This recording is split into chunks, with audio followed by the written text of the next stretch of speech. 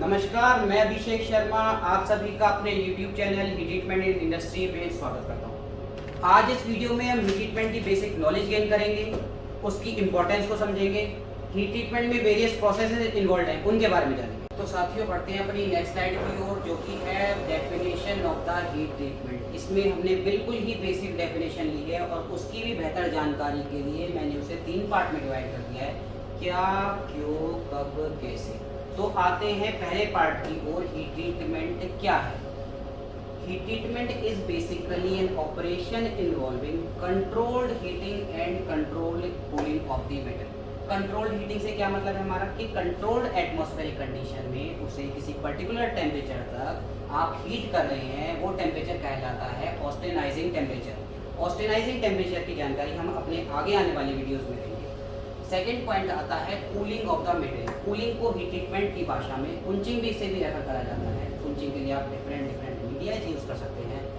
Different medias आप बोलेंगे क्या क्या होते हैं। डिफरेंट मीडियाज में आप ऑयल ले सकते हैं, वाटर ले सकते हैं, एयर ले सकते हैं, ब्राइन सॉल्यूशन ले सकते हैं। बेनेटिक स्ट्रक्चर आपको ऑब्टेन करना है तो आप साल्ट भी प्रेफर कर सकते हैं। अगर आप साल्ट में कुंचिंग करते हैं तो वो ऑस्टेम्परिंग के नाम से कहा जाता है। तो होपफुली हमारा ये वाला पॉइंट क्लियर हो गया है कि हीट ट्रीटमेंट क्या है, क्योंकि हीट ट्रीटमेंट में हम हीट कर रहे हैं, कूल कर रहे हैं मेटेरियल को। अब आती है बात कि हीट और कूल हम क्यों कर रहे हैं मेटेरियल को। इसमें लिखा हुआ to modify its properties and performance. इसकी भी बेहतर जानकारी के लिए मैं आपको एक फर्दर एग्जांपल लेकर एक्सप्लेन करता हूँ। इंजीनियरिंग मेटेरियल का एग्जांपल लेते हैं, स्टील का। अब आप बोलेंगे स्टील का ही क्यों एग्जांपल लिया है, इंजीनियरिंग मेटेरियल तो बहुत सारे होते हैं। Because steel is the most versatile और मैक्सिमम एप्लीकेशंस वाला मेटेरियल है। आप किसी का भी एग्जांपल ले लीजिए, स्टील बिल्डिंग्स में यूज होता है, ब्रिजेस में यूज़ होता है, ऑटोमोटिव में यूज़ होता है, डिफेंस सेक्टर में यूज़ होता है। आप जहाँ जहाँ देखेंगे स्टील का मैक्सिमम जगह पे यूज़ है। तो पहला पॉइंट है टू मॉडिफाई इट्स प्रॉपर्टीज। अगर आपको स्टील को किसी पर्टिकुलर शेप में फॉर्म करना है, क्या करेंगे, उसे सॉफ्ट कर देंगे। तो या क्या करा हमने, उसकी प्रॉपर्टीज चेंज कर दी। अगर इसी के ही अपोजिट लूँ, मैं सॉफ्ट की जगह उसे हार्ड कर दूँ, तो उससे क्या होगा, उसकी वियर रेजिस्टेंस बढ़ जाएगी। वियर रेजिस्टेंस बढ़ने से क्या होगा, उसका परफॉर्मेंस एनहेंसमेंट हो जाएगा। तो इधर हमारा क्यों वाला पार्ट क्लियर होता है कि कैसे हमने उसकी प्रॉपर्टीज और परफॉर्मेंस एनहांस कर दी। अब बात आती है कैसे। पहले ठंडा करा, गर्म करा, उसकी परफॉर्मेंस और प्रॉपर्टीज चेंज कर दी। अब कैसे कराइए, it is done by bringing change in the chemistry and also by bringing change in the microstructure. Word है केमिस्ट्री। इसकी एक्सप्लेनेशन के लिए मैं फिर से स्टील का एग्जाम्पल लूंगा और इस टाइम स्टील का एग्जाम्पल लूंगा प्लेन कार्बन स्टील का। प्लेन कार्बन स्टील में बेसिकली 5 कॉन्स्टिट्यूएंट्स होते हैं, carbon, manganese, silicon, phosphorus, sulphur.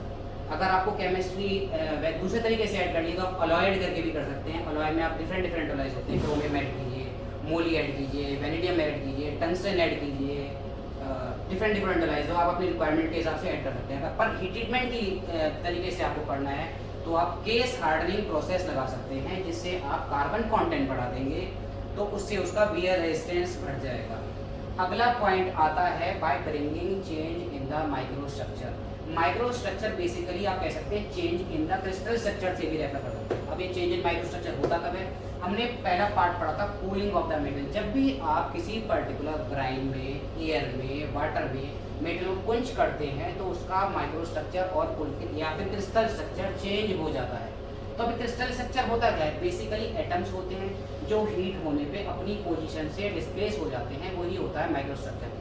अब मैं होप करता हूँ कि मैंने तीनों पॉइंट आपको क्लियर कर दिए होंगे और आगे बढ़ सकते हैं अपना सेकंड पॉइंट स्लाइड की ओर, जो कि है importance of the heat treatment. तो पहले इसकी डेफिनेशन पढ़ते हैं, फिर उसके बाद मैं आपको एग्जाम्पल देके फर्दर एक्सप्लेन करूँगा। Heat treatment is mainly done to improve physical mechanical properties such as strength. क्या पता लगता है कि हम फिजिकल मैकेनिकल प्रॉपर्टीज इंप्रूव कर रहे हैं, जो कि है स्ट्रेंथ। स्ट्रेंथ की डेफिनेशन फर्दर लिखी हुई है, strength can be further defined as the ability of the metal, किसी मेटल की क्षमता to withstand any applied load, कि कितना लोड उस पर अप्लाई करा जा सकता है, विदाउट फेलियर, कि किसी मेटल पे कोई फेलियर ना हो, कितना लोड अप्लाई करें फेलियर ना हो, और एनी प्लास्टिक डिफॉर्मेशन।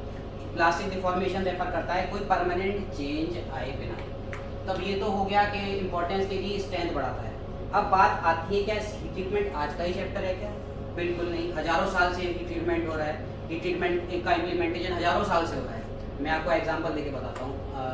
राजा महाराजाओं की मूवी का एग्जांपल लेते हैं। राजा महाराजाओं की मूवी सबने देखी होगी कि कैसे सालों सालों तक तलवारों से युद्ध लड़ते रहते थे। इतनी मजबूत तलवारें कौन बनाता था उस टाइम में, क्योंकि ऐसे ही लड़ते जाते तो तलवार तो टूट जाती, इतनी कैसे लड़ पाते? कौन बनाता इतनी मजबूत तलवार? सोर्ड स्मिथ बनाते थे। अब बात आती है कि सोर्ड स्मिथ कैसे बनाते थे। मूवीज में आपने देखा होगा कि तलवार बिल्कुल लाल लाल गर्म करके पानी में डिप कर देते थे, है ना। अब हमने पर हीट ट्रीटमेंट की डेफिनेशन में पीछे पढ़ा था कि कंट्रोल्ड हीटिंग एंड कूलिंग हो रही है। कंट्रोल्ड हीटिंग का मतलब मैंने आपको बताया था कि ऑस्टेनाइजिंग टेम्परेचर पे जाके हीट कर रहे हैं। अब इनको कैसे पता कि ऑस्टेनाइजिंग टेम्परेचर किस पे लेके जाना है, क्योंकि उस टाइम कंट्रोलर था नहीं, थर्मोकपल था नहीं, कैसे पता लगता था कि 740 टेम्परेचर आ गया, 840 टेम्परेचर आ गया? तो इसका आंसर है एक्सपीरियंस। तो बेसिकली क्या होता है, जब भी आप स्टील को हीट करते हैं वो डिफरेंट डिफरेंट कलर एग्जिबिट करता है। जैसे आप अगर 600 पे देखेंगे तो स्टील का कलर डल रेड होता है, 700 पे जाएंगे तो थोड़ा डार्क रेड हो जाता है, वही आप फर्दर 800 पे जाएंगे तो चेरी रेड हो जाएगा, 950 पे जाएंगे तो ऑरेंजिश कलर पे डिस्प्ले करता है, वही आप 1050 पे जाएंगे, जैसे आपका D2 का कुंचिंग होता है 1050 पे बिल्कुल येलोइश कलर होता है। फिर उसके बाद आप फर्दर 1200 पे जाएंगे तो वाइट होगा, और आगे बढ़ेंगे तो और ज़्यादा फर्दर वाइट हो जाएगा, ग्लोइंग वाइट हो जाएगा। तो बेसिकली इससे हमें क्या पता लगता है कि उन्होंने एक्सपीरियंस से कैटेगराइज कर लिया था कि किस क्या क्या कलर होगा, उसी के बेस पे वो हीट ट्रीटमेंट कर देते थे। आज की डेट में तो कंट्रोलर थर्मोकपल्स आ गए हैं। फर्दर स्टडी से हमने और ज़्यादा पर्टिकुलर डिसाइड कर लिया है कि ये 840 पे कुंच होना है, 870 पे कुंच होना है। ये तो हो गई पुराने टाइम की बातें। अब आते हैं अब पर्टिकुलर नए टाइम में। नए टाइम में एग्जांपल देते हैं ऑटोमोबाइल सेक्टर का। जैसे मेरा लिंक ज़्यादा से ज़्यादा ऑटोमोबाइल सेक्टर में है तो मैं ऑटोमोबाइल सेक्टर का ही आपको एग्जांपल देकर बताता हूँ। जैसे इलाज रखा हुआ है, दिख रहा है आप सब लोगों को इलाज? आप सब लोग अपनी गाड़ियों में देखिएगा, जब आपकी गाड़ी का लॉक बंद होता है, गेट बंद करते हैं तो ये आपको असेंबली ऐसे फिक्स होती है, जो आपका गेट होता है इसी में आके आपका लॉक होता है गेट। ठीक है जी। अब एक बात बताइए, अगर ये पार्ट मैं हीट ट्रीटमेंट करे बिना गाड़ी में फिक्स कर दूँ, अभी मैंने पार्ट हीट ट्रीटमेंट नहीं करा है, ये आपकी गाड़ी में फिक्स हो गया, तो जस्ट इमेजिन करते हैं कि हमारी हाईवे पे गाड़ी चल रही है 150 की स्पीड पे, 100-150 की स्पीड पे हमारी गाड़ी चल रही है और अचानक से गेट खुल गया।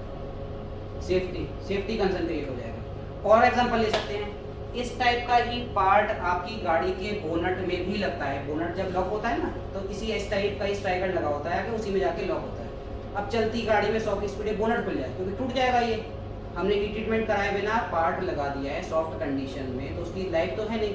हीट ट्रीटमेंट से हम उसकी लाइफ बढ़ा रहे हैं। बताया था ना हमने क्यों करते हैं, कि परफॉर्मेंस इन्हेंसमेंट के लिए। हमने अगर हीट ट्रीटमेंट करे बिना लगा दिया, अगर आपकी 100 की स्पीड पे गाड़ी चल रही है, बोनट खुल जाएगा तो क्या सेफ्टी कंसर्न क्रिएट हो जाएगा। ऐसे ही और फर्दर एग्जांपल लेते हैं। बाइक होंगी सबके घरों में। बाइक में एक काम कीजिएगा, अपनी बाइक की चेन देखिएगा। चेन को जब पास से देखेंगे तो देखेंगे रोलर से बनी हुई होती है।